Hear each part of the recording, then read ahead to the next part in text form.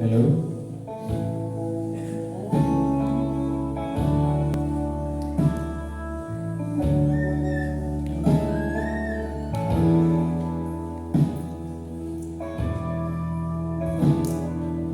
Lưng đi lệ lốm đi lâu thêm thủy mặc xe trả đi lâu hết chuộc lệ thủy cả in nga đâm lệ bấy xây na sông cô em má lâu mà yang chẳng dấu ta bấy xây tu rê ông lâu Heleya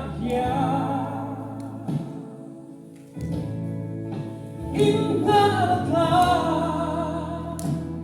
Onlo Bedon namay Kristalong tu O kata Aong silo Ama tok tu Kaingatlah Lumpuy nghe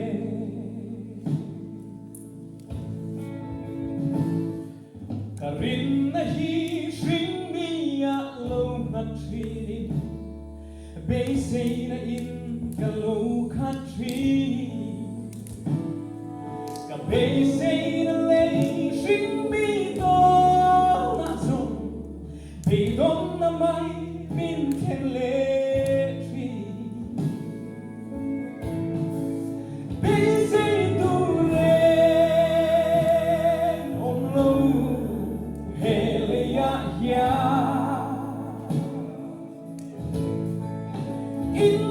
Ingatlah Onlo Bedon namay Kristalong tu O kata Aong silo Ama tok tu Kaingatlah Lumpuy nghe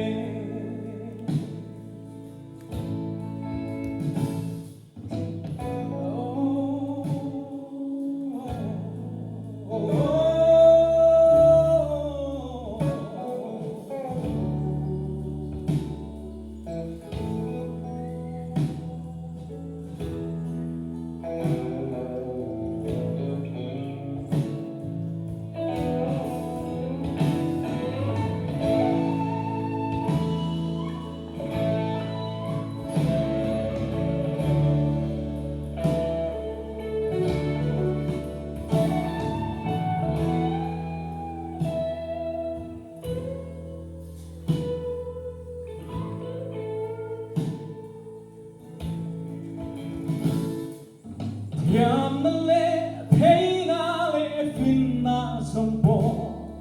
in na tlag ani silo le ro pui na le min tan na sông po bia le da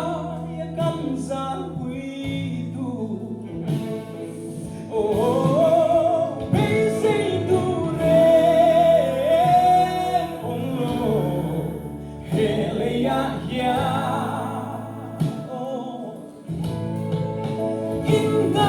Ingatlah Oh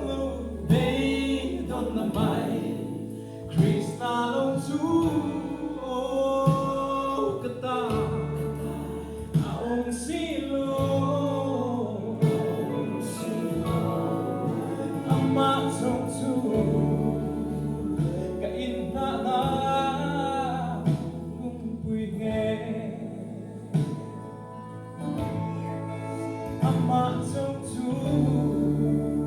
Kapay say na Ingatlah Ama tok tu Kaingatlah